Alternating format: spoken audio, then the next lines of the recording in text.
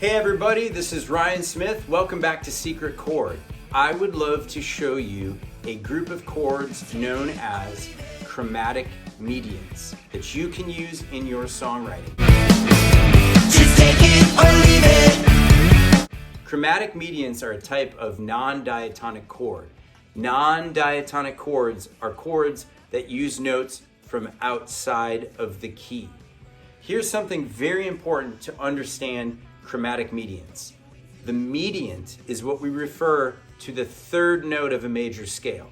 Let's use C major as an example. So C is the root. D would be the second note of the scale. E is the third note of the scale. So E is the mediant in the key of C. Now, if we go from the tonic or the root, C, down three notes, C, B, A, we find what is called the submediant. So in the key of C, E is the mediant, A is the submediant. A chromatic mediant chord is a chord that has altered the notes from within one of those two chords, the mediant or the submediant. Let's look at some examples of chromatic mediant chords. Let's stay in the key of C here. So C is our one chord. Now in the key of C, the three chord would normally be E minor because the three chords in a diatonic group of chords would be minor. If we make it a major chord, then that would be E major. So that would sound like this, C to E. So it's got a really cool sound to it, a nice lift to that chord change. So that would be one type of non-diatonic chromatic mediant. We can also take the third note of the scale and flat it. And we can make that either a major or minor chord. Let's look at these examples. So C is the one chord again. Now let's go to E flat major. Back to C. So that's also a chromatic mediant. Like I said, we could also make the flat three chord minor. Let's try that. Here's C. Now here's E flat minor. That's got a haunting sound to it. We can also go to the submediant, A. Now in the key of C major, the minor six chord would be A minor. So if we make that A major, that would be an example of a chromatic mediant. Let's try this. Here's C. Now we're gonna go to A major.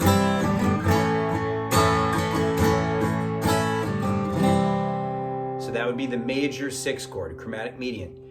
Just like the three chord, we can also flat the chord or lower it by a half step and make it either major or minor. So let's try this. We'll go from C to A flat. That would be the flat major six chord. Here's C. Now here's A flat. Back to C. Let's try making it a minor flat six chord. So here's C to A flat minor. Back to C. So to recap, the types of chromatic mediants that we can have would be the major three chord, the flat major three chord, or the flat minor three chord. We can also have a major six chord, that's off of the submediant, a flat major six chord, or a flat minor six chord. All right, now let's take a look at an example of a song that uses a chromatic mediant. Let's look at the song Creep by Radiohead. Now this song is in the key of G major. It starts on a G, that's the one chord. Second chord is gonna go to B major. B minor would be the three chord that would naturally be in the key of G. But listen to that B major, that's the chromatic mediant. Goes to C, which is the four chord, major chord here. Then moves to a minor chord, so this is a minor four. That's another non-diatonic chord that you can take away from this video. Let's go through that progression again. Here's G, the one chord. Chromatic mediant to B major. To C major, the four chord. To C minor, the minor four. And back to G. Another song that uses chromatic mediants is All Day and All the Night by the Kinks. Now, a lot of garage rock and roll, punk rock will use the chromatic mediants in the licks and chord progressions. So this famous lick, let's do this in G. So we've got another non-diatonic chord here. This is going to start from the key of G, and we start on F. That's a flat 7 chord.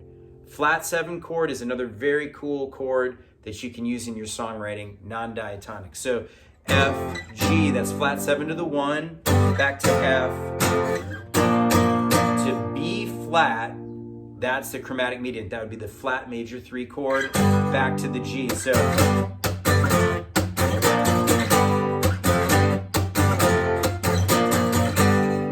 those are chromatic mediants. They're very useful chords. They give you all kinds of other sounds and options in your songwriting. I hope you found this video useful. Don't forget to subscribe to Secret Chord and hit the bell for notifications so you can get more exciting videos like this. All right, I will see you on the ice.